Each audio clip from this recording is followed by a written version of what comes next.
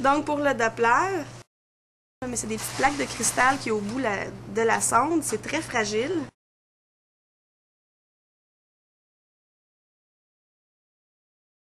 On met le gel, puis on met la fiche avec le côté concave vers les vaisseaux. Les fils sont dans le même sens que les vaisseaux. C'est rasé préalablement. Une fois qu'on a trouvé l'endroit, on peut palper le pouls pour essayer de s'aider. Si on ne trouve pas le pouls, on peut se déplacer un peu latéralement, gauche-droite, pour trouver l'artère.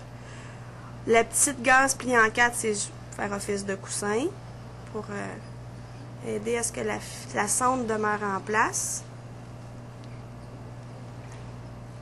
Il faut être assez synchronisé parce que des fois, la sonde a tendance à changer de place.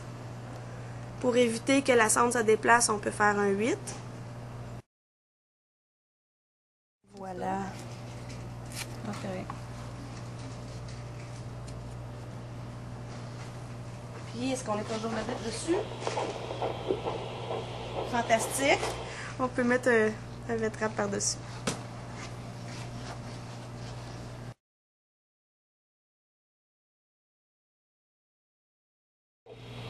Donc ça nous donne la pression artérielle indirecte qu'on va pouvoir mesurer avec un sphygmomanomètre placé proximal.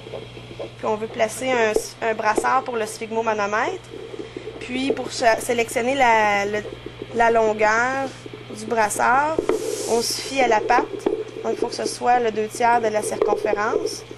Donc pour installer le brassard, un truc, c'est que toute la partie écrite est toujours sur le dessus. Pour être sûr que le ballonnet, on va le gonfler juste pour montrer que ça a l'air.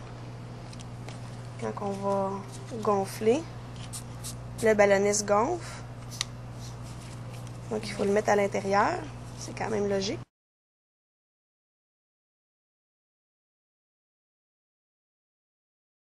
On a placé le brassard proximal où est le Doppler.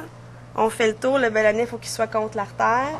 Puis, pour essayer de faire en sorte qu'il ne va pas ouvrir quand on va compresser, on peut mettre un diachylon. Comme ça, qui va empêcher que ça ouvre.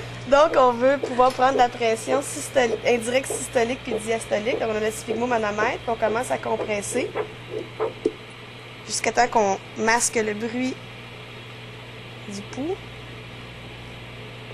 On commence à descendre jusqu'à temps qu'on réentendre le son. Donc, on est à 118-120 mm de mercure.